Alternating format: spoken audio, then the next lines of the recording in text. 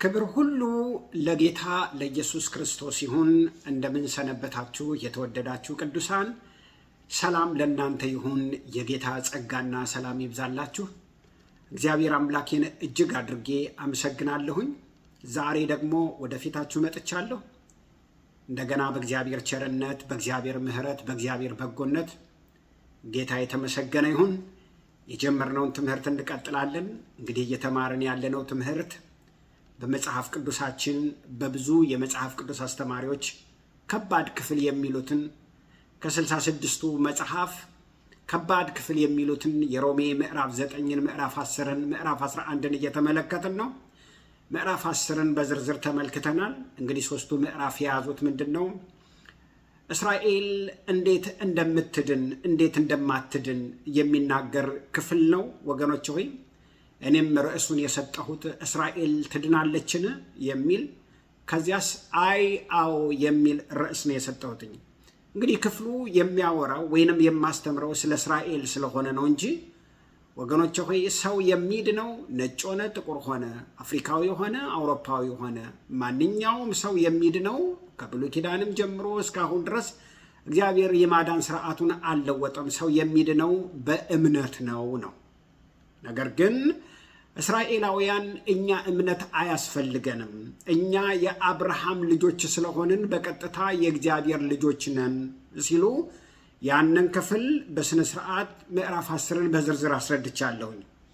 እና ጳውሎስ የሚላቸው ምንድን ነው? የአብርሃም ልጅ ስለሆናችሁ አትድኑም፣ ወይንም ሕጉን ስለያዛችሁ አትድኑም ይላቸዋል። እነሱ የሚሉት ምንድን ነው? ሕጉ እኛ ጋር ነው ያለው፣ መጽሐፉ እኛ ጋር ነው ያለው። 39ኙ መጽሐፍ የኛ ነው። በመጽሐፉ ውስጥ ውለን ነው የምናድረው። መጽሐፉን አይተን አምነን በሱ ነው የምንተዳደረው። በመጽሐፉ አይደለም፣ በሕጉ አይደለም የምትድኑትኝ ይላቸዋል። ወገኖች ሆይ በጣም አበክረን የምንነጋገርበት ነገር፣ ሁላችሁም ልታሰምሩበት የሚገባ ነገር፣ ሰው የሚድነው በእምነት ነው እንጂ ሕግን በመጠበቅ አይደለም። 39ኙን መጽሐፍ አንብቦ በመረዳትም አይደለም። ወገኖች ሆይ ይሄ ማለት ምን ማለት ነው? ሕጉም ያስፈልጋል፣ እምነቱም በዋነኝነት ያስፈልጋል። ሰው የሚድነው በእምነት ነው። ወገኖች ሆይ እምነትም ያስፈልጋል፣ ሕጉም ያስፈልጋል። ግን እንዴት ነው? ቦታውን በትክክል ልናስቀምጠው ያስፈልጋል።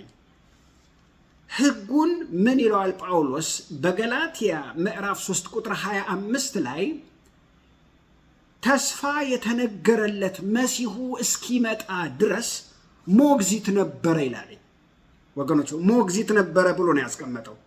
ሞግዚት ማለት ምን ማለት ነው? ሞግዚት ማለት በሀገራችንም እንደምናውቀው እናት ወደ ስራ ልትሄድ ትችላለች፣ ወደ ሆነ ቦታ ልትሄድ ትችላለች። እናት እስክትመጣ ድረስ ልጅን እየተንከባከበ የሚጠብቅ ማለት ነው። እናት እያለች ማን ሞግዚትን ይፈልጋል? ወገኖች ሆይ ማንም ወላጁን ነው የሚፈልገው። ሕጉ ክርስቶስ እስኪመጣ ድረስ ሞግዚት ነበረ፣ ጥላ ነበረ ይላል። ስለዚህ አሁን ዋናው በእናት የተተካው ወይንም ደግሞ የሞግዚቱ ባለቤት ወይንም ደግሞ የሕጉ ባለቤት ክርስቶስ መጣ። ስለዚህ የሕጉ ባለቤት ወይንም የጥላው ባለቤት ክርስቶስ መጥቶ አሁንም እኛ በሕጉ ነው የምንድነው ነው የሚሉት እነሱ። ሕጉ ያስፈልጋል፣ ሕጉ መጠበቅ አለበት። አሁን ግን በሕጉ ስራ አይደለም የምትድኑት ነው። ጳውሎስ በእምነት እንዴት እንደሚጸደቅ በሕግ ደግሞ ሕጉ እንዴት እንደሚጠበቅ ሁለቱንም የሚነግራቸው ከአዲስ ኪዳን ሳይሆን ከራሳቸው ከያዙት ከ39ኙ ከብሉይ ኪዳን መጽሐፍ ነው። ወገኖች ሆይ መልሱን የሚሰጣቸው ከያዙት ከራሳቸው መጽሐፍ ነው። ምክንያቱም ሕጉ የአይሁድ መጽሐፍ ነው። 39ኙ መጽሐፉን ይዘው መጽሐፉ በሙሉ ስለ ክርስቶስ ነው የሚናገረው። ከመወለዱ ጀምሮ እንዴት ሕይወት እንደሚሰጥ ሞቱን፣ ትንሣኤውን፣ እርገቱን፣ ዳግመኛ ምጽአቱን የሚናገር ነው። እጃቸው ላይ ይዘውት ነገር ግን አልበራላቸውም ነበረ። አንዳንዶቹ ልባቸው ታውሮ አልፈለጉም። አንዳንዶቹ ባለማወቅ ነው። ባለማወቅ የታወሩትን አይናቸውን እያበራ ብርሃን እየሰጠ ወደ ክርስቶስ ሲያመጣቸው፣ እምቢ ያሉትን ግን በጨለማ ውስጥ ሲተዋቸው ነው የምንመለከተው። ጳውሎስ ይጸልይላቸዋል። እኔ ተረግሜ እናንተ እንድትድኑ እጸልይ ነበር እያለ ይነግራቸዋል። አልዳናችሁም፣ በሕጉ ልትድኑ አትችሉም፣ ሕጉ አያድንም። ከተዳነ በኋላ ሕጉ በመንፈስ ሕይወት የሚጠበቅ ነው እንጂ ሕጉ አያድንም በቀጥታ ብሎ ይነግራቸዋል። ታዲያ የሚነግራቸው ከየት ነው? ከፍልስፍና ነው? ከታሪክ ነው? አይደለም። ሁሉንም የእምነት ድነትም እንዴት እንደሚመጣ በሕጉ በኩል ሕጉ ደግሞ እንዴት እንደሚጠበቅ ይነግራቸዋል። ይሄ ማለት ሕጉን አውጥቶ እየጣለው አይደለም። ሕጉ አይጣልም። ምክንያቱም ሕጉ ጻድቅ ነው፣ ፍጹም ነው፣ ንጹህ ነው። ሕጉ የእኛን ኃጢአት እየተከታተለ የሚናገር ነው። እንከን አልባ ነው፣ ጻድቅ ነው፣ ንጹህ ነው፣ ቅዱስ ነው። ሮሜ 7 ላይ እሱን ይነግረናል። ነገር ግን ሕጉ ያለ ክርስቶስ ጎደሎ ነው፣ ሙሉ አይደለም፣ ጉምድ ነው፣ ግማሽ ነው። ክርስቶስ ነው መጥቶ ሙሉ ያደረገው ወገኖች ሆይ። ምክንያቱም ስለ ክርስቶስ ይናገር ነበር። ይመጣል፣ ያደርጋል፣ ይፈጽማል እያለ ሲናገር ነበረ ወገኖች ሆይ። ልክ እንደ መጥምቁ ዮሐንስ ማለት ነው። መጥምቁ ዮሐንስ ዋና አይደለም፣ ከኋላዬ የሚመጣ ዋና አለ። እኔ በውሃ ነው የማጠምቃችሁ፣ እሱ በእሳት ነው የሚያጠምቃችሁ። እኔ በውሃ አጠምቃችኋል፣ እሱ በመንፈስ ቅዱስ ያጠምቃችኋል። እኔ ቀድሜው መጣሁ እንጂ እሱ ከኔ በፊት ነበረ እያለ ይናገር እንደነበረ ስለ መሲሁ ስላዳኙ ሕጉም መሲሁ ይመጣል፣ ሲመጣ በእርሱ እመኑና ዳኑ እያለ ነው የሚናገር የነበረው። እሱ መጣ፣ መሲሁ መጣ። አሁን ከመሲሁ ጋር ተገናኙና ዳኑ ሲል አይ እኛ እዛው ላይ ነው፣ በቃ በሕጉ ነው የምንድነው። ወገኖች ሆይ ባለፈው ነግሬያችኋለሁ። እስራኤላውያን በምድረ በዳ በሚጓዙበት ጊዜ ኃጢአት ሲሰሩ በእባብ ተነደፉ። እግዚአብሔር ምን አለ? አሁን የቀሩት ደግሞ እንዳይሞቱ የነሐስ መሰዊያ እባብ ስራና ስቀል፣ ያንን ሁሉ ያዩ ይድናሉ አለ። ከዛ በኋላ ያንን ያየ ሁሉ ምን ያደርግ ነበረ? ይድን ነበረ። ነገር ግን ምን አደረጉት ይላል? ነሐሱን ራሱ ምን አደረጉትኝ? እስከ ረጅም ዘመን ያመልኩት ነበረ ይላል። ሕዝቅያስ ነው አቃጠለና በእሳት አነደደና ናሁሽታን ብሎ ወገኖች ሆይ ምን አደረገው? በተነው፣ ጣለው ይላል። እግዚአብሔርን እንዲያሳዩን ወደ እግዚአብሔር እንዲያቀርቡን እግዚአብሔር የሰጠን ነገር ዋና ሆኖ ሲመለኩ እንመለከታለን። እስራኤላውያንም ችግራቸው እሱን ነው። ወደ እግዚአብሔር እንዲያቀርባቸው፣ ወደ እግዚአብሔር እንዲያመጣቸው፣ እግዚአብሔርን እንዲያመለክታቸው የሰጣቸውን ሕጉን ራሱ ያመልኩት ጀመር። ልክ ፀሐይን ሰጠን፣ ዝናብን ሰጠን፣ ጨረቃን ሰጠን፣ ከዋክብት ሰጠን፣ ውሃ ሰጠን። ዛሬ አንዳንዶቹ ዝናብን ያመልካሉ፣ ፀሐይን ያመልካሉ። የጨረቃ አምላክ፣ የፀሐይ አምላክ፣ የዝናብ አምላክ፣ የተራራ አምላክ፣ የዛፎች አምላክ። ወገኖች እግዚአብሔር እሱ እንዲታይበት የሰጠን ነገር ሁሉ አምልኮ ሆነ ማለት ነው። ይሄ በጣም የሚያሳዝን ነው። ለእስራኤላውያን እኔ እስክመጣ ድረስ ይሄው መመሪያ ይሁናችሁ፣ እኔ ስመጣ ግን እኔ ነኝ ማድናችሁ ብሎ የሰጣቸው ሕግ ምን ሆናቸው? ራሱ አምልኮ ሆናቸው ማለት ነው። ሕጉን ሙጭጭ አድርገው ይዘው ሕጉን እንፈጽማለን እያሉ ሲጣጣሩ እንደውም ወደ ሕግ አልደረሱም ይላል። ሮሜ ምዕራፍ 9 ቁጥር 30 እስከ 33 ስታነቡ እግዚአብሔር ያመጣውን የእምነት ጽድቅ እምቢ ብለው የራሳቸውን ጽድቅ ለመፈጸም ወደ ሕጉ ሲመጡ ከሕግ ወደቁ ይላል። ከሕግ ተላለፉ ይላል። አልጸደቁም ይላል፣ ጠፉ ይላል። እና ይሄ ለመዳን የመጣው የሕይወት ራስ በድንጋይ ይመስለዋል። የሕይወት ራስ ድንጋይ እንቅፋት ሆነባቸው ይላል። ለሌሎቹ ሕይወት ሲሆን ለነሱ ግን የማሰናከያ እንቅፋት ሆነባቸው ይላል። አንደኛ ጴጥሮስ ምዕራፍ 2 ላይ እንደሚናገረው ያ አንዱ ድንጋይ ለሌላው ሕይወት ሆነ፣ ለነሱ ግን የማሰናከያ አለት ሆነባቸው ይላል። ወገኖች ሆይ ይሄንን ነው ሐዋርያ ጳውሎስ እየነገረን ያለው። ሕጉ አያስፈልግም እያለ አይደለም። ሕጉማ ንጹህ ነው። ሕጉማ ቅዱስ ነው። ሕጉማ ፍጹም ነው። እንዴት ነው የሚጠበቀው? ወገኖች ሆይ በክርስቶስ ኢየሱስ በሕይወት መንፈስ ነው የሚጠበቀው። በክርስቶስ ኢየሱስ ባለው የሕይወት ኃይል ነው የሚጠበቀው እያለ ነው ይህን እየነገረን ያለው። አነበውና ሮሜ ምዕራፍ 10 ቁጥር 3 እና ቁጥር 4 ያለውን ቃል አነበውና ዛሬ በክርስቶስ ኢየሱስ ያለው የሕይወት መንፈስ ሕግና ተመልከቱ፣ የሕይወት መንፈስ ሕግና ነገር ግን የፊደሉ ሕግ ልዩነታቸውን እና እንዴት አብረው እንደሚሄዱ እንመለከታለን። ተመልከቱ፣ ባለፈውም አንብቤዋለሁ። ሮሜ ምዕራፍ 10 ቁጥር 3 እና ቁጥር 4 ተመልከቱ።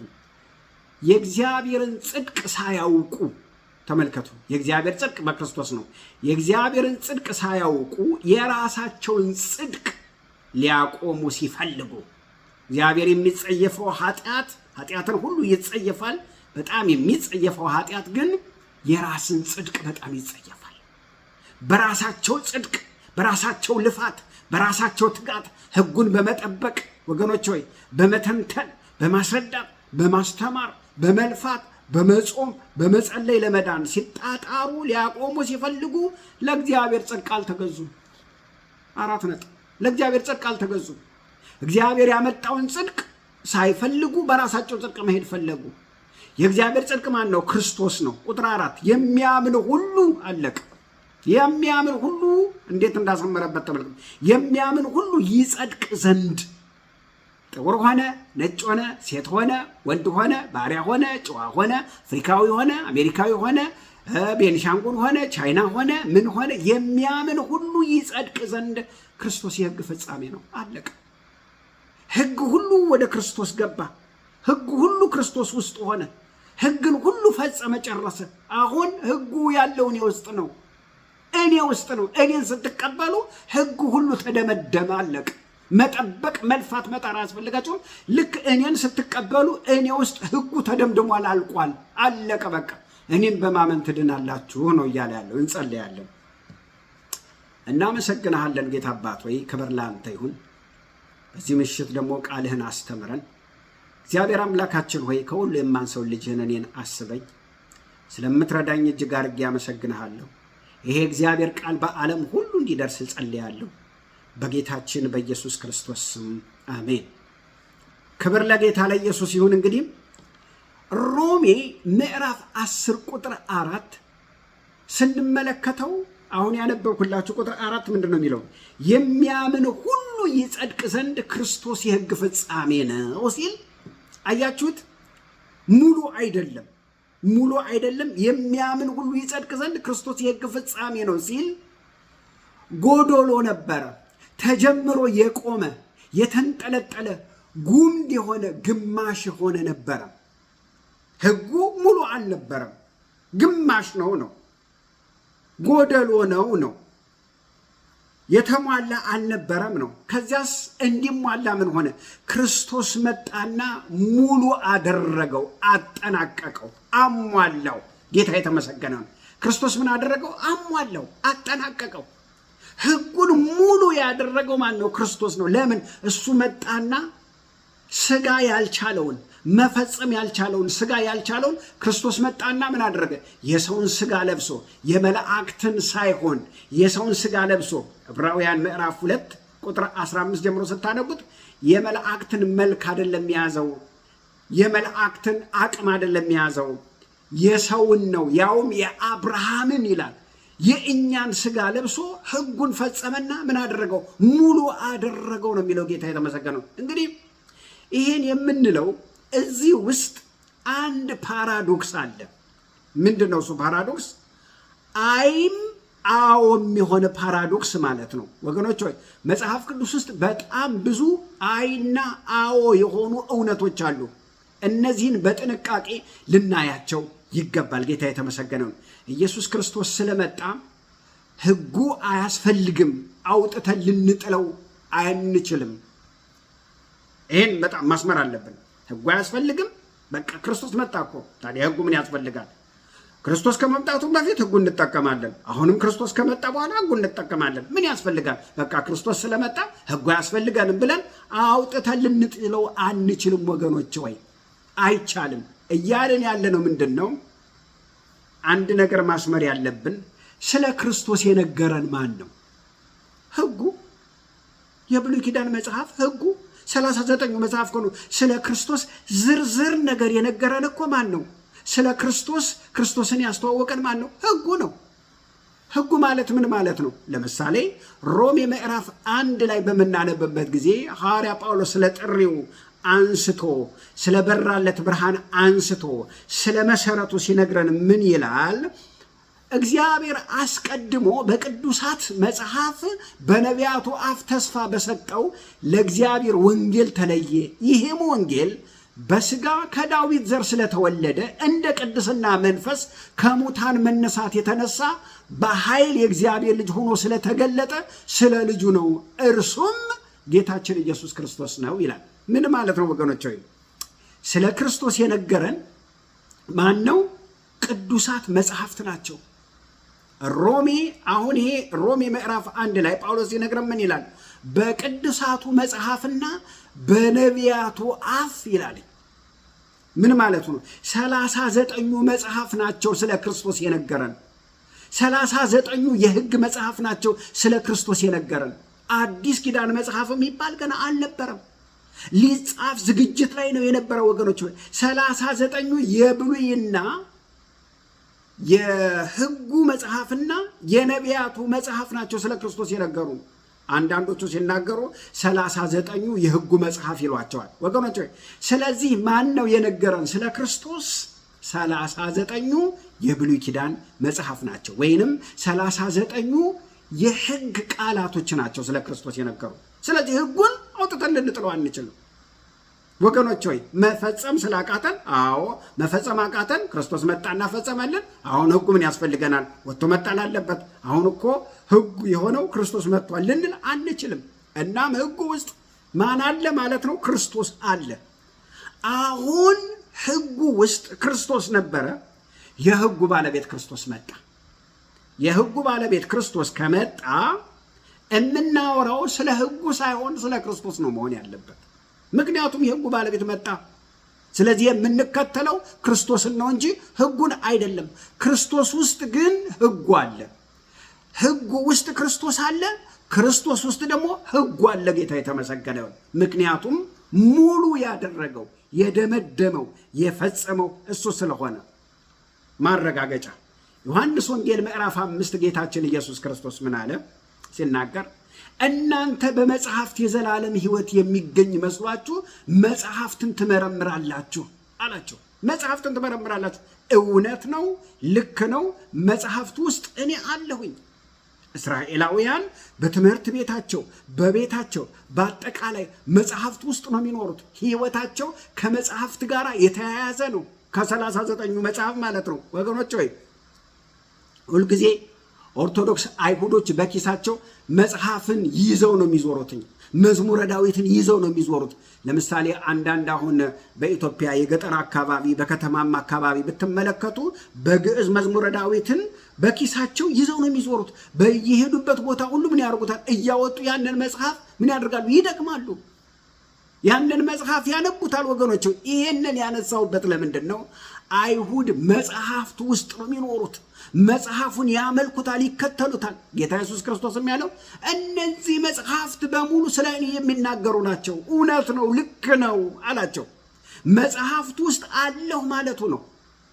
ነገር ግን መጽሐፍቱን እያነበባችሁ መጽሐፍ ሁሉ በሙሉ ስለ እኔ እየተናገረ እናንተ ግን ወደ እኔ ልትመጡ አትችሉም። ወገኖች ሆይ 39ኙም መጽሐፍ ሆነ በሙሉ አዲስ ኪዳን የሚናገረው ስለ ጌታ ኢየሱስ ክርስቶስ ነው። ልንገራችሁ። ለምሳሌ ዘፍጥረት ጌታችን ኢየሱስ ክርስቶስ ፈጣሪ አምላካችን እንደሆነ የሚናገር ክፍል ነው ዘፍጥረት። ዘሌዋውያን የፋሲካ በጋችን እንደሆነ ይናገራል። ዘሌዋውያን የኃጢአት መስዋዕታችን እንደሆነ ጌታችን ኢየሱስ ክርስቶስ ይናገራል።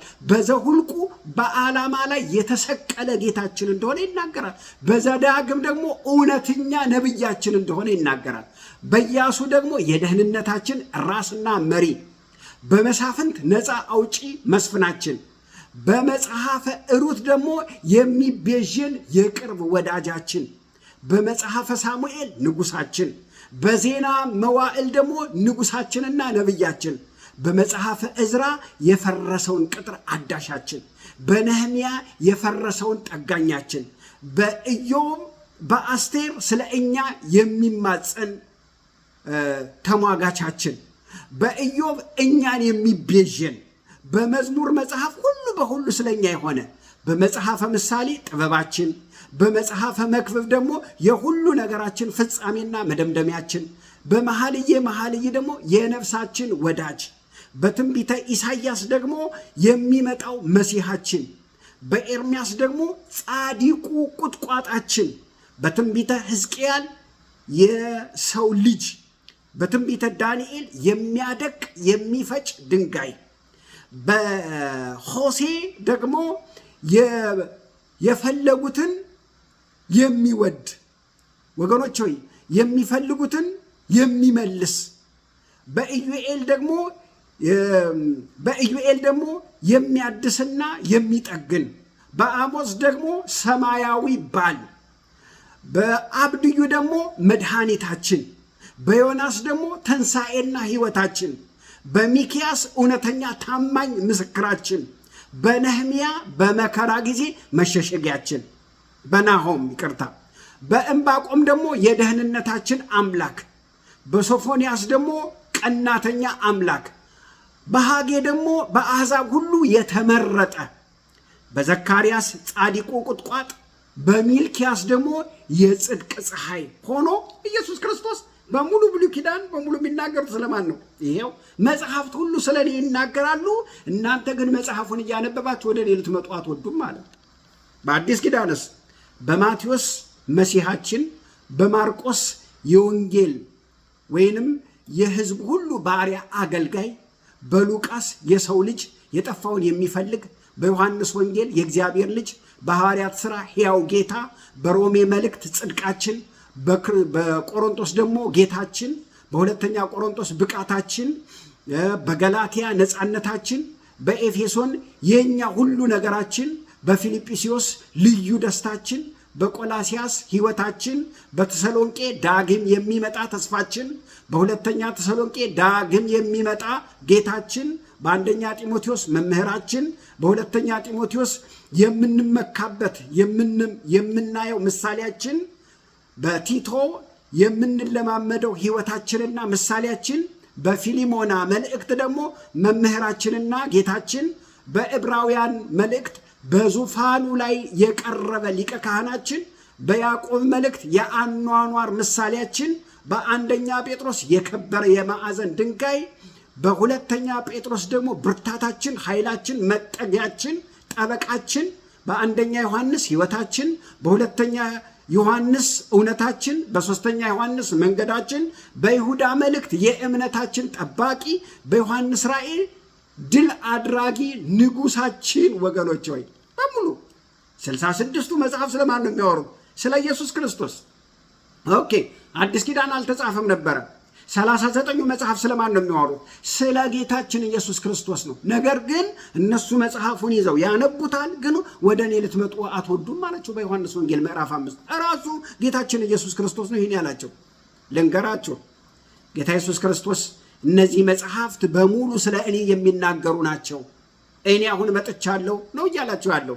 ነገር ግን ወገኖች ሆይ 39ኙ መጽሐፍ ኢየሱስ ክርስቶስ በአካል ስላልመጣ ይመጣል የሚል ተስፋ ብቻ ነው የያዙት። አያችሁ፣ ተስፋ ብቻ ስላልመጣ ተስፋ ብቻ የሚናገሩ ናቸው። አሁን ግን ክርስቶስ መጣ። ልክ ክርስቶስ ሲመጣ ምን ሰማን ማለት ነው ወገኖች? በክርስቶስ ኢየሱስ ያለው የሕይወት መንፈስ ሕግ ይላል። አያችሁ፣ ተለወጠ። ፊደል ብቻ ሳይሆን በክርስቶስ ኢየሱስ ያለ የሕይወት መንፈስ ሕግ ተባለ። ፊደል ብቻ አይደለም የሆነው፣ ሕይወትን ሰጠው ሕጉን። ሮሜ ምዕራፍ 8 ቁጥር 4 ምን አለ? በክርስቶስ ኢየሱስ ያለው የሕይወት መንፈስ ሕግ። ሕጉ አለ። ሕጉም ምን አደረገው? ሕይወት ሰጠው ማለት ነው። መፈጸም ያልተቻለውን በሕይወት መንፈስ ሕግ መፈጸም ተቻለ ማለት ነው። ስለዚህ ክርስቶስ ሕጉ ውስጥ አለ፣ ሕጉ ደግሞ ክርስቶስ ውስጥ አለ። ስለዚህ ሕጉን አውጥተን ልንጥለው አንችልም፣ አይቻልም። ወገኖች ሆይ ምን ማለት ነው? የተለወጠው ሕጉ ሳይሆን ፈጻሚው ነው የተለወጠው። ወገኖች ሆይ ኪዳኑ ነው እንጂ የተሻረው፣ ወገኖች ሆይ ሕጉ አልተሻረም። ፈጻሚው ክርስቶስ ሆነ።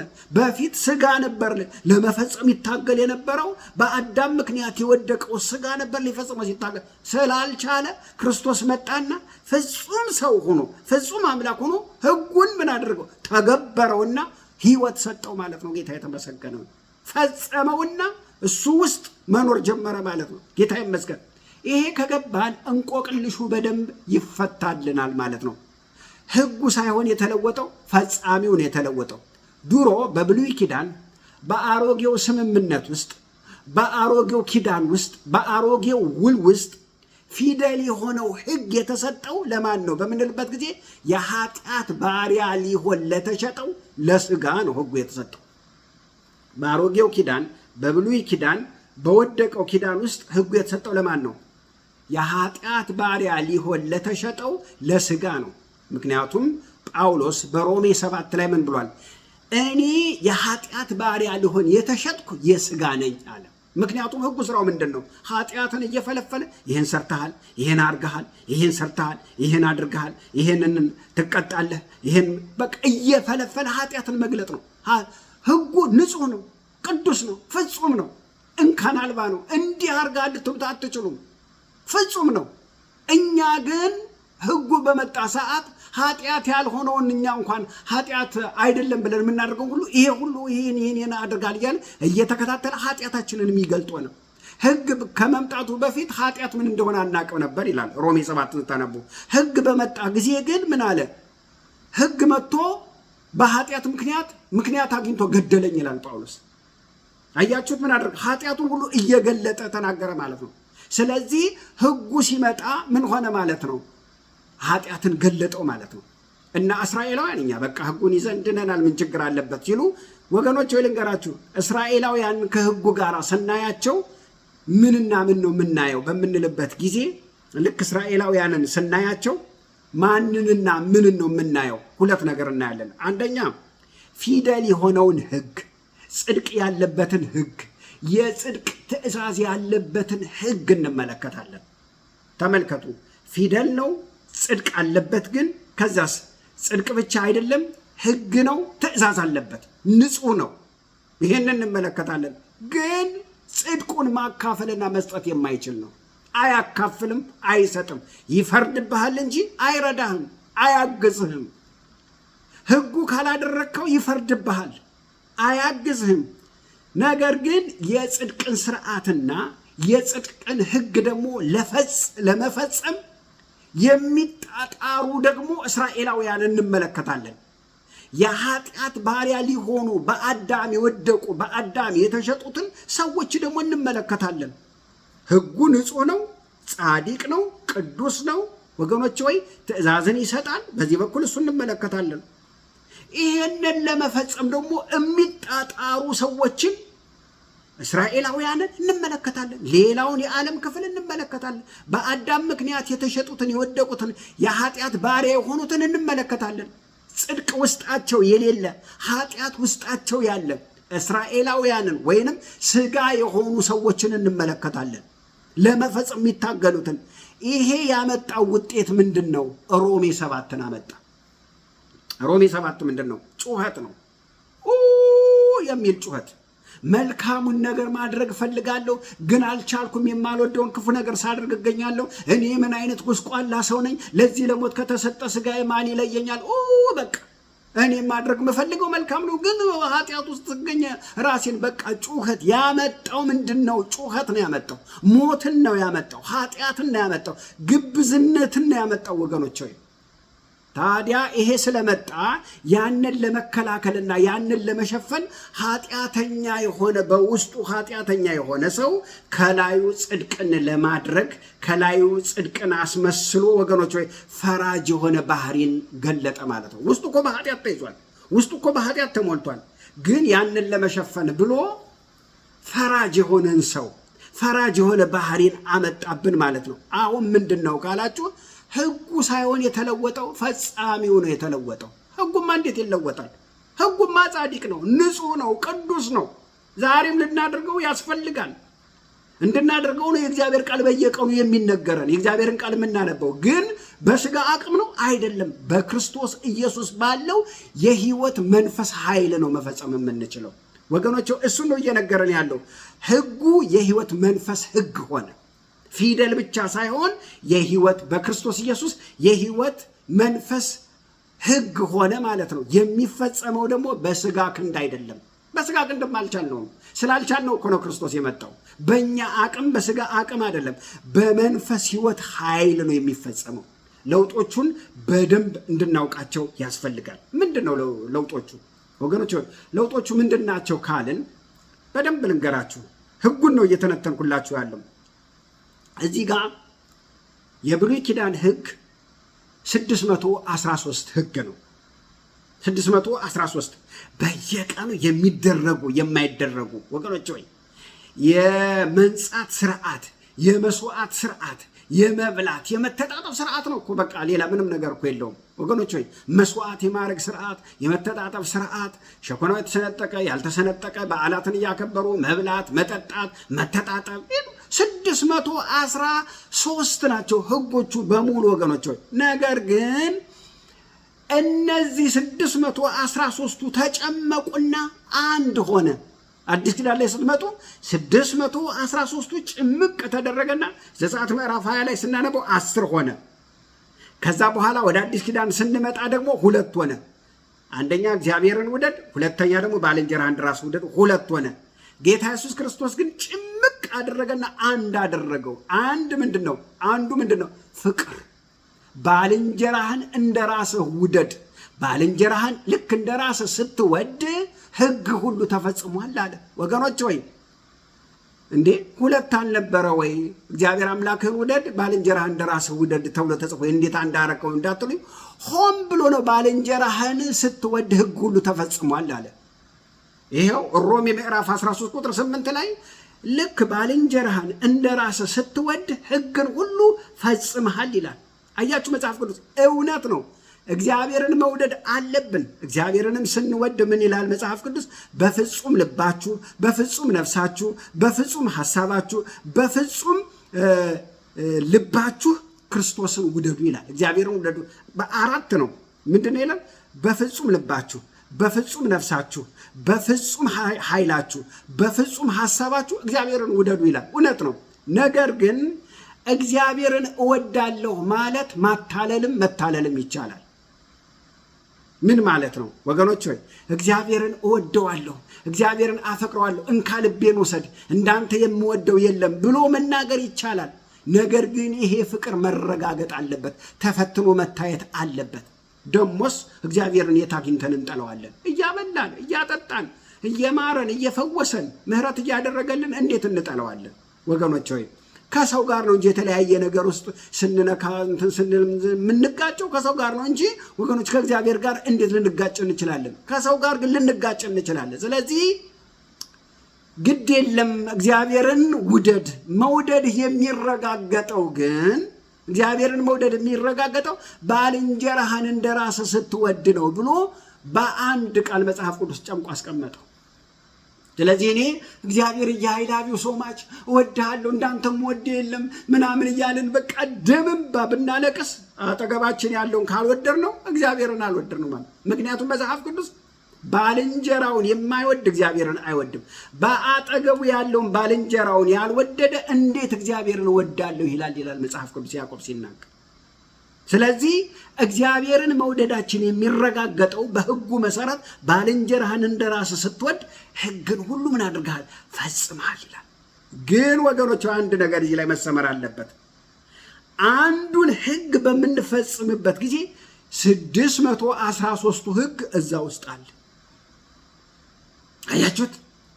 613 ውስጥ ባልንጀራችን ልክ እንደ ራሳችን አድርገን ስንወድ 613ቱን ሕግ ምን አደረግን? ፈጸምን ማለት ነው። ይሄን ነው መጽሐፍ ቅዱስ ጠሊቅ አድርጎ ያስቀመጠው። ይሄንን ነው አእምሯችን ጠልቆ መረዳት ያለበት ወገኖች።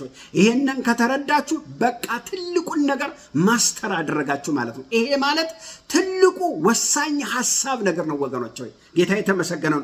ሕጉ ውስጥ ክርስቶስ አለ፣ በክርስቶስ ውስጥ ደግሞ ሕጉ አለ። የተለወጠው ሕጉ አይደለም፣ የተለወጠው ፈጻሚው ነው። በፊት ሕጉ የተሰጠው ለኃጢአት ሊሆን ለተሸጠ ለሥጋ ነበረ፣ አልቻለም።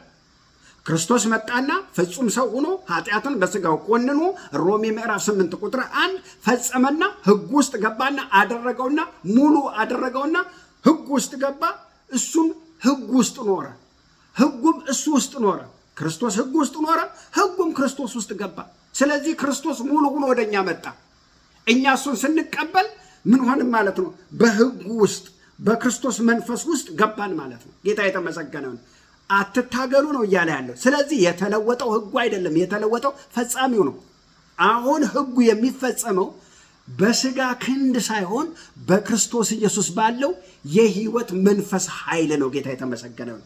ለምሳሌ አሁን በአገራችን ምን እንላለን?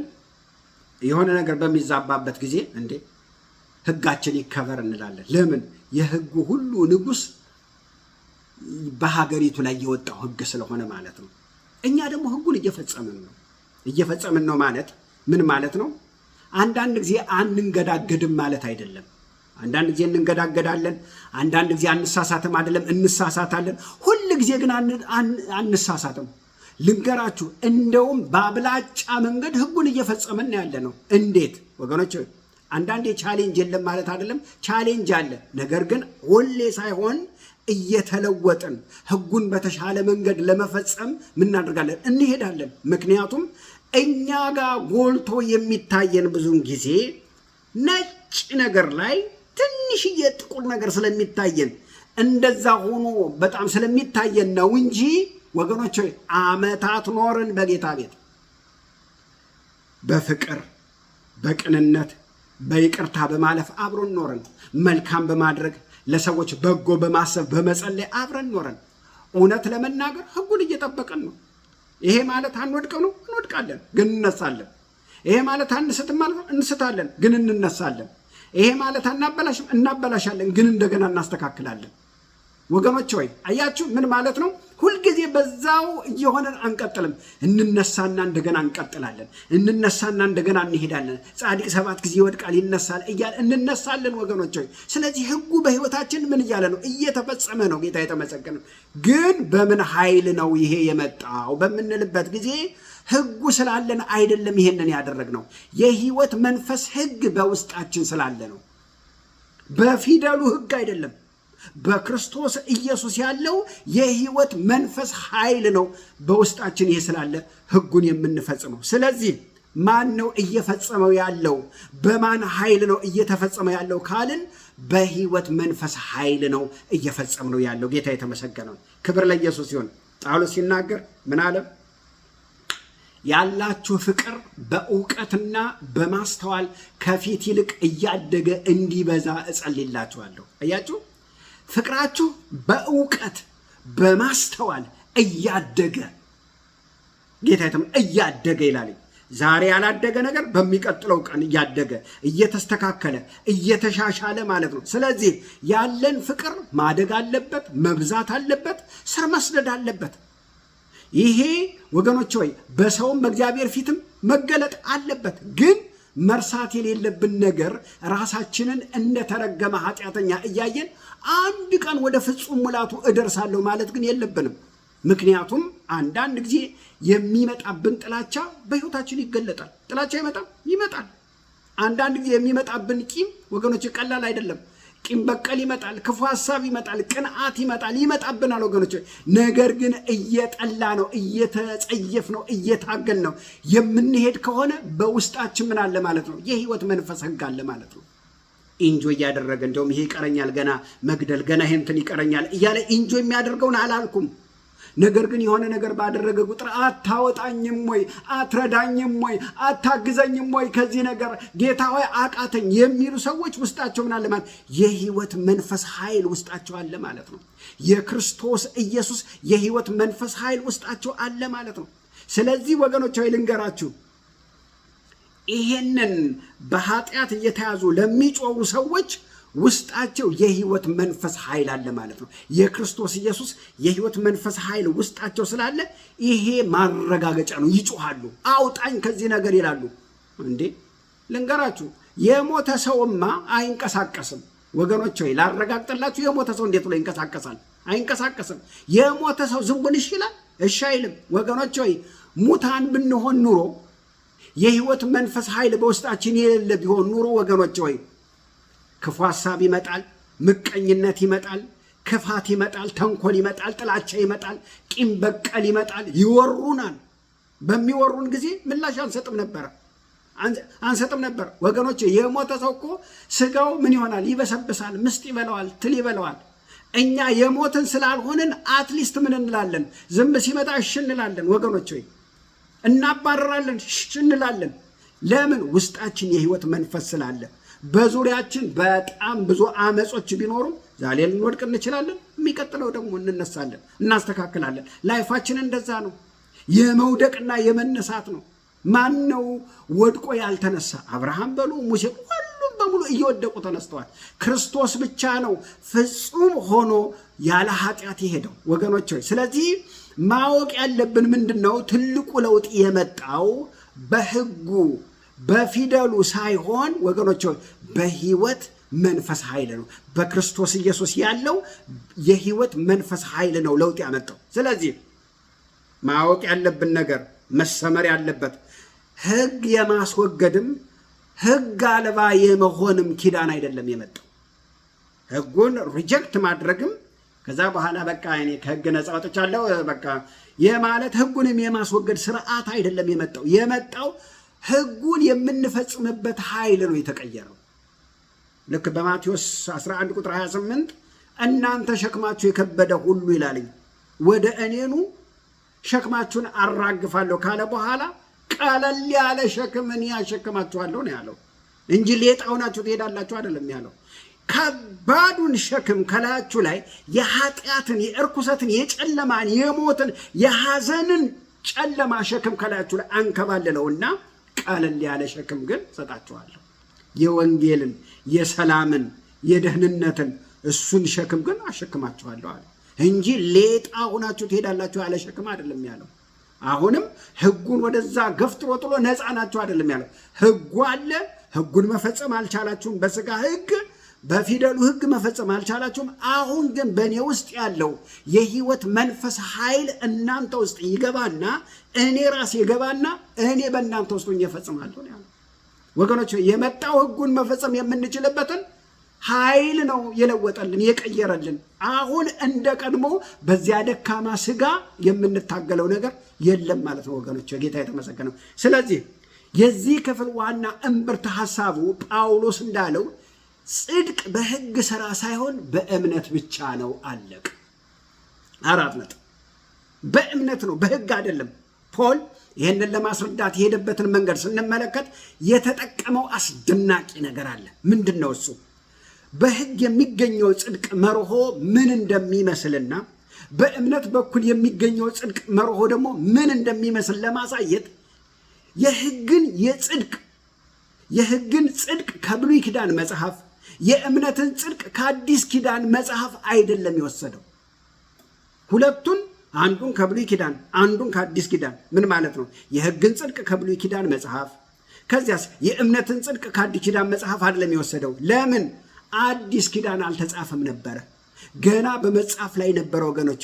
አዲስ ኪዳን ተብሎ የሚጠቀስ ነገር ገና አልነበረም። ስለዚህ የህጉንም ጽድቅ መርሆ የእምነቱንም ጽድቅ መርሆ ሁለቱንም ሐሳብ የወሰደው ጳውሎስ ከብሉይ ኪዳን ነው። በእምነትም የሚዳነው ህጉም የሚጠበቀው ያለውም የህጉንም መርህ የእምነቱንም መርህ ሁለቱንም የወሰደው ከየት ነው? ከብሉይ ኪዳን ነው ወገኖች። ወይ ሙሴ ከጻፈው መጽሐፍ ነው የወሰደው። አዲስ ኪዳን ገና አልተጻፈም ነበረ። ስለዚህ አዲስ ኪዳንን በምናነብበት ጊዜ የምናየው ክርክር በሙሉ ወገኖች ወይ ፈሪሳውያን ሆኑ ሰዱቃውያን የሚጠቅሱት ጥቅስ፣ ጳውሎስም የሚጠቅሰው ጥቅስ ሁለቱም ከብሉይ መጽሐፍ ነው። እኛ በህጉ ነው የምንጸድቀው ምናምን የሚሉትም የሚጠቅሱትም ከየት ነው? ከብሉይ ነው።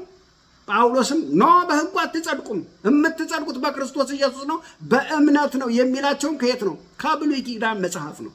አዲስ ኪዳን ገና አልተጻፈም። ለምሳሌ እነሱ ምን ይላሉ?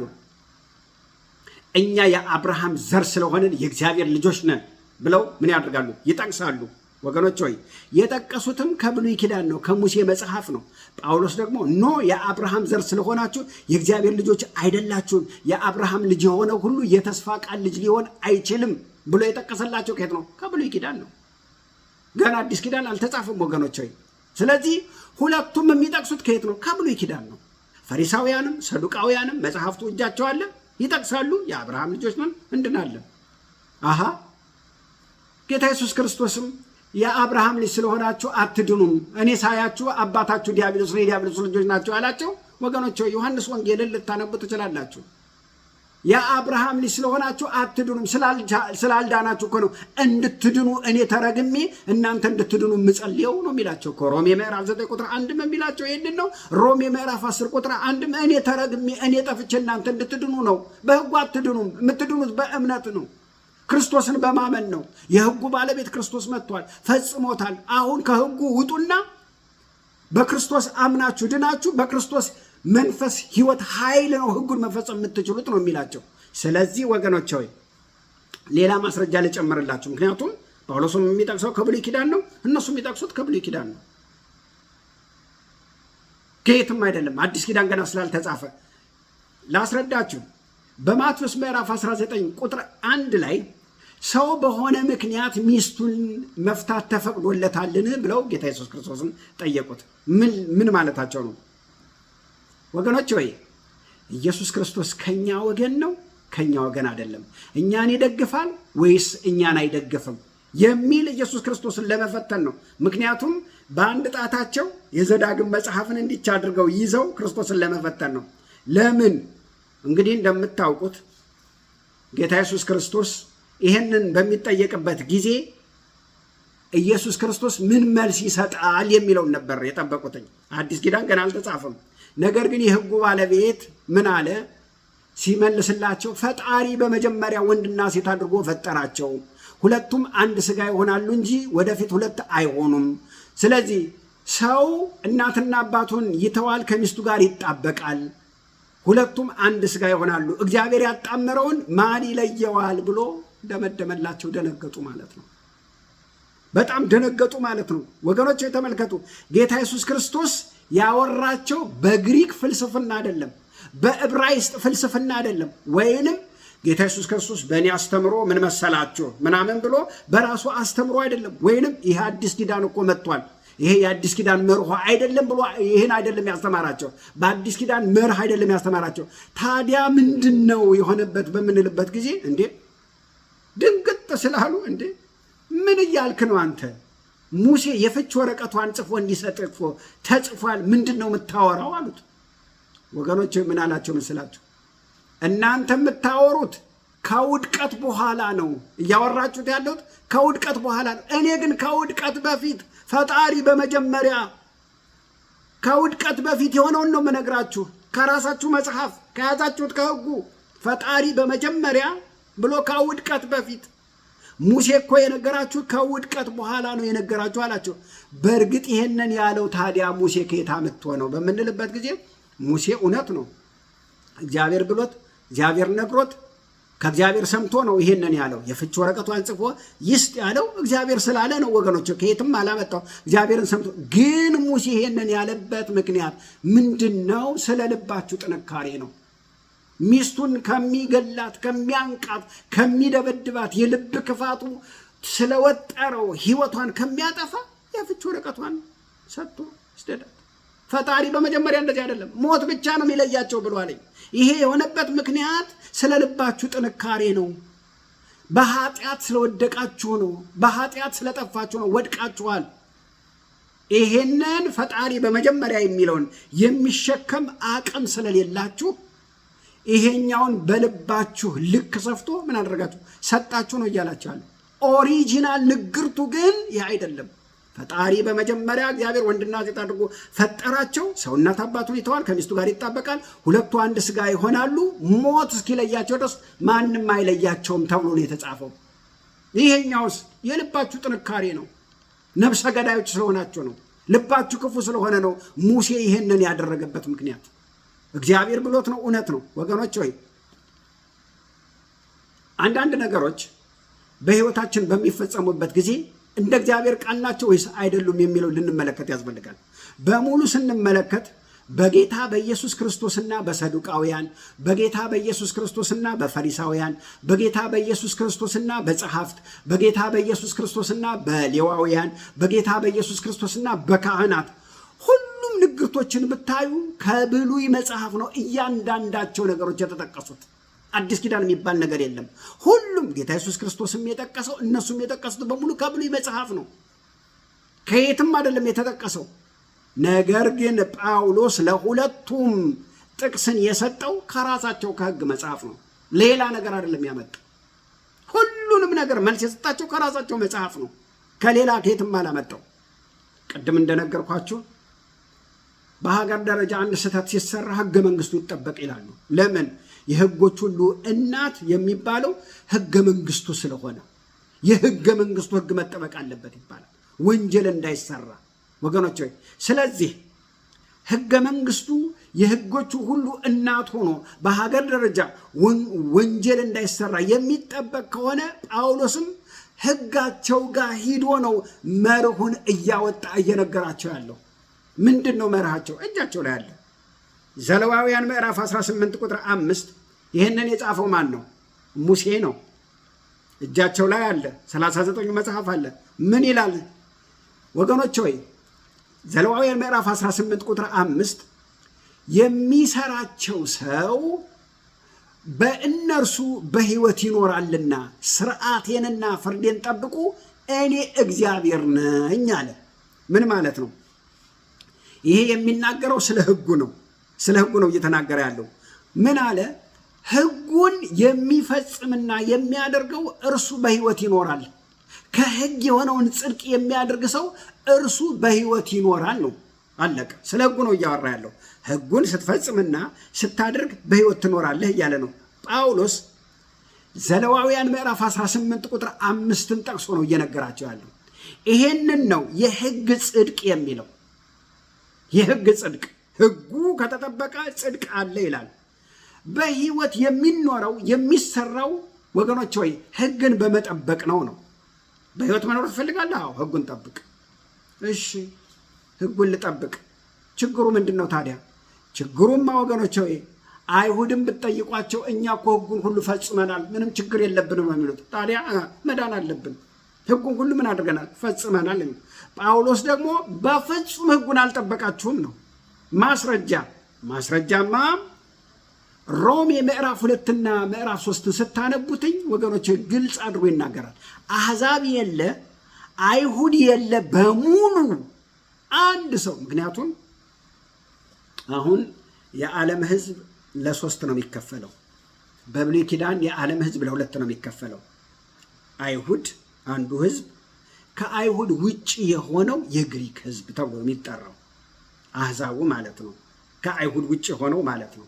አሁን ሶስተኛው ህዝብ ማን ነው? አሁን ደግሞ በክርስቶስ ኢየሱስ የዳነው ደግሞ ሌላ አዲስ ሰው።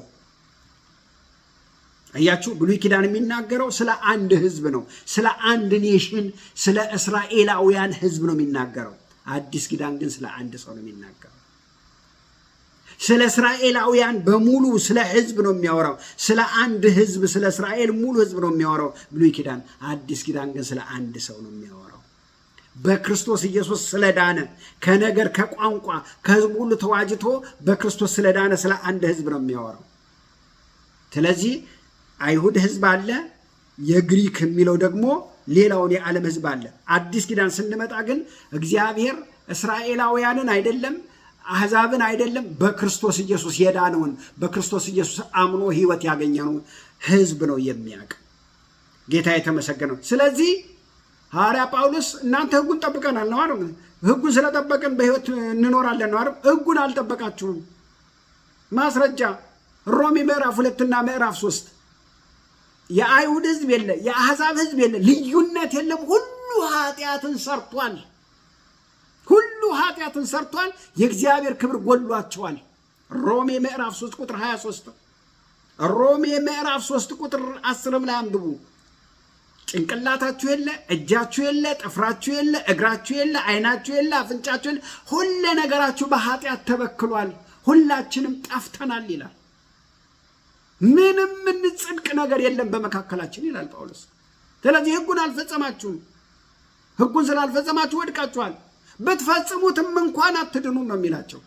ለምን ወገኖች ሆይ ህጉ በክርስቶስ ኢየሱስ ምን ብሏል? ተተክቷል። ህጉን ጠብቄ ነው ምንድነው ካላችሁ የክርስቶስን የመስቀልን ስራ ከንቱ ታደርጉታላችሁ። ገላትያ ምዕራፍ 5 እሱ ነው የሚናገረው። እኛ መገረዝን እንፈጽማለን፣ እኛም ምንድነው በህጉ በኩል ነው ካላችሁ ከጸጋው በታች ወድቃችኋል ይላቸዋል። አትድኑም ይላቸዋል። የክርስቶስን የመስቀሉን ስራ ታጣጥላላችሁ ይላቸዋል። ስለዚህ ወገኖች ሆይ ሁሉ ኃጢአትን ሰርቷል ፈጽመናል አትበሉ ይላቸዋል። ታዲያ ሕጉን አድርገናል እያሉ አላደረጋችሁም የሚላቸው ወገኖች ሆይ እነሱ አድርገናል ነው። ጳውሎስ ደግሞ አላደረጋችሁም ነው። እነሱ ባፋቸው አድርገናል፣ ሕጉን ፈጽመናል ይላሉ በአንደበታቸው፣ በልባቸው ግን አልተፈጸመም ይላል። ልባቸው ራሱ ይነግራቸዋል። ወገኖች ሆይ የእስራኤልን አምልኮ በዚያ ዘመን ሄዳችሁ ብታዩ ምንድን ነው በቀን ውስጥ የሚደረጉና የማይደረጉ በጣም ብዙ ዝርዝር ሕጎች አሏቸው ወገኖች። ያም ሕግ ከሚከተሏቸው ውጪ ራሳቸው ደግሞ እየጨመሩ እያበዙ እየጨመሩ የከመሯቸው ማት ሕጎች አሏቸው። ያንን ከባድ ያደረጉት አስቸጋሪ ያደረጉት እነሱ ናቸው ያበዙት። ለዚህ ነው ጌታችን ኢየሱስ ክርስቶስ ከባድና አስቸጋሪ ትብታብ በሰው ትከሻ ላይ ትጭናላችሁ አላቸው። አያችሁት? ይሄን ነው ያላቸው። ምን ማለት ነው? ሕጉ አይደለም እንዲህ የሚለው እነሱ ራሳቸው አባስተው። ለምሳሌ ፈሪሳውያን ማለት የሌለን ነገር የሚጨምሩ የሚያበዙ የሚጨምሩ የሚያበዙ የሚያክተለትሉ ናቸው። ሰዱቃውያን ደግሞ ካለው ላይ የሚቀንሱ ናቸው። መላእክት የለም፣ ሙታን ትንሣኤ የለም፣ መንፈስ ቅዱስ የለም፣ ነብይ የለም የሚሉ ናቸው። ፈሪሳውያንስ ይሄ ሁሉ አለ፣ ነገር ግን ደግሞ በሚበላው በሚጠጣው በመታጠቡ እጃችሁን አልታጠባችሁም፣ ልብሳችሁን እንትን አላላችሁም፣ በሰንበት እንትን አላላችሁ እያሉ የሚጨምሩ መዓት ነገር የሚጨምሩ ናቸው ፈሪሳውያን። ሰዱቃውያን ደግሞ የሚቀንሱ ናቸው። ወገኖች ሆይ በጣም የሚገርማችሁ ነገር ሕጉ እንዲህ ማለቱ ነው። ሕጉ እንዲህ ሊል የፈለገው እንዲህ ሊል ፈልጎ ነው እያሉ በጣም ብዙ ነገር ከምረውታል ወገኖች። እነዚህ ሰዎች ይሄን ማለቱ ነው እያለ የማይለውን ሁሉ ጨምረው እነሱ ደግሞ መፈጸም አቅቷቸዋል። መፈጸም እንዳቃታቸው የምታውቁት ምንድን ነው? በየዕለቱ መቅደስ ጋር ይመጣሉ። መቅደስ ጋር እየመጡ ምን ያደርጋሉ? የኃጢአት መስዋዕት ያቀርባሉ። ለምን? ሕሊናቸው ሁልጊዜ በኃጢአት ስለሚከሳቸው። ባፋቸው አልሰራንም ይላሉ፣ ሕሊናቸው ግን ይነግራቸዋል። ስለዚህ በግ እየጎተቱ ዋኖስ እየጎተቱ በሬ እየጎተቱ ፍየል እየጎተቱ ምን ያደርጋሉ? ማን ነው ኃጢአት ሰርታችኋል ቢላ? ሕሊና። ስለዚህ ምን ያደርጋሉ? ይዘው ይመጣሉ ማለት። ስለዚህ ሁልጊዜ ለኃጢአት መስዋዕት ምን ያቀርቡ ነበር? ተመልከቱ፣ የሚያጋልጣቸው ሕሊናቸው ነው። ጌታ ኢየሱስ ክርስቶስን አንድ ነገር ተናግሯል። ብዙዎቻችን ልብ የማንለው ነገር አንድ ነገር ተናግሯል። ምንድን ነው እሱ? በማቴዎስ ምዕራፍ 5 ላይ ምን ብሏልኝ? እኔ ሕግን ልፈጽም እንጂ ልሽር አልመጣሁም አለ። ቀጥሎ ያለውን ተመልከቱ። እውነት እውነት እላችኋለሁ ሰማይና ምድር እስኪያልፉ ድረስ ከሕግ አንዲቱ የውጣ ወይንም አንዲት ነጥብ ምን አትልም አታልፍም አለ። ምን እያለ ነው? ሕጉ አልተጣለም፣ ሕጉ አልወደቀም፣ ፈጻሚው ነው የተለወጠው። አንዲት ሕግ አይደለም ነጥብ የውጣ። መጽሐፍ ቅዱስ ላይ ድንገት ትንሽ ጠብ ያለች ነጥብ የለችም ነው። እያንዳንዷ በእኔ የተጻፈች ናት ነው ነጥቧ። ሕጉን ተውት፣ ንባቡን ተውት፣ ነጥብ አትሻርም። ሰማይና ምድር አትሻርም ወገኖች ሆይ። ስለዚህ ምን ማለት አለበት? መፈጸም አለበት፣ መደምደም አለበት። ስጋ አልቻለም፣ ፌንት አረገ፣ አልቻለም። ስለዚህ ክርስቶስ መጣና ምን አደረገልን? ፈጸመልን፣ ሙሉ አደረገልን። ያ ግማሽውን ጎደሎ የሆነውን ሙሉ አደረገውና ፈጸመውና እኔ እናንተ ውስጥ ልግባ። ሕጉ እሱ ውስጥ አለ፣ ሕጉ እሱ ውስጥ አለ፣ እሱ ደግሞ ሕጉ ውስጥ አለ። እኔን ስትቀበሉኝ እኔ እናንተ ውስጥ እገባለሁ። በእኔ ውስጥ ሆናችሁ ሕጉን ትፈጽማላችሁ ነው ያለው። ጌታ የተመሰገነው። ይህን መጽሐፍ ቅዱስ የሚናገረው። ስለዚህ እስራኤላውያን በሕጉ በኩል እንድናለን ይላሉ፣ በሕጉ አትድኑም ነው። ታዲያ በሕጉ ካልዳንን ሕጉን አውጥተን መጣል አለብን። በክርስቶስ ነው የምንድነው ከተባለ ሕጉ ወጥቶ ሊጣል አይችልም። ሕጉ ቅዱስ ነው፣ ፍጹም ነው፣ ንጹሕ ነው። ወገኖች ሆይ በዓለም ላይ የሰውን ማንነት ትክክለኛ የሚናገረው የእግዚአብሔር ቃል ነው።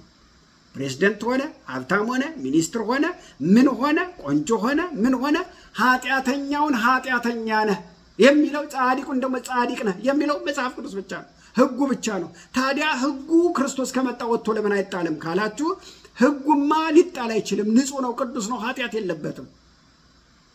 ታዲያ ምንድን ነው? ሕጉ አያጸድቅም። የሚያጸድቀው የሕጉ ባለቤት ክርስቶስ ነው። ምክንያቱም ሕጉን መርሳት የለባችሁ። ሞግዚት ነው። ክርስቶስ እስኪመጣ ድረስ ሞግዚት ነው።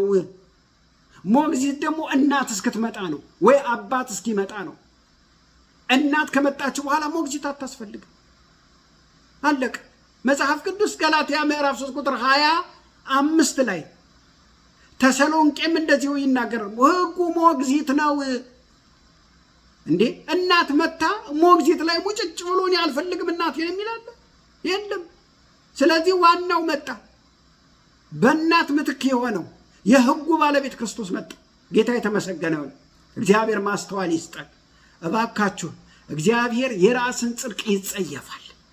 ክርስቶስ መጥቷል። ሕጉ ላይ ሙጭጭ አትበሉ። እንትና ይሄንን አድርጎ እንትና ይሄን ሰርቶ ይሄን ለፍቶ እንትና አድርጎ አትበሉ ወገኖች። ኢየሱስ ክርስቶስ ዛሬም ሕይወት አዳኝ ነው። ክብር ለጌታ ለኢየሱስ ይሁን።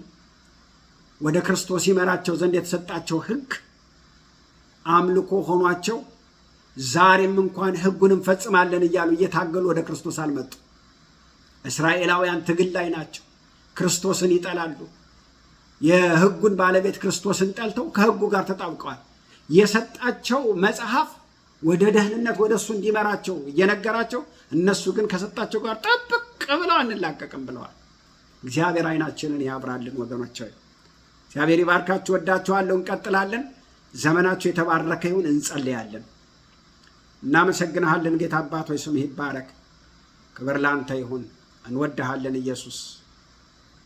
እግዚአብሔር ሆይ ዛሬም ቃልህን አብራልን። ይሄ ቃል ለትውልድ ሁሉ ይድረስ። መልካም ነህና እናመሰግንሃለን። ስምህ ብሩክ ይሁን። እንወድሃለን ጌታ ሆይ፣ ተባረክ፣ ተመስገን። በጌታችን በኢየሱስ ክርስቶስ ስም አሜን፣ አሜን።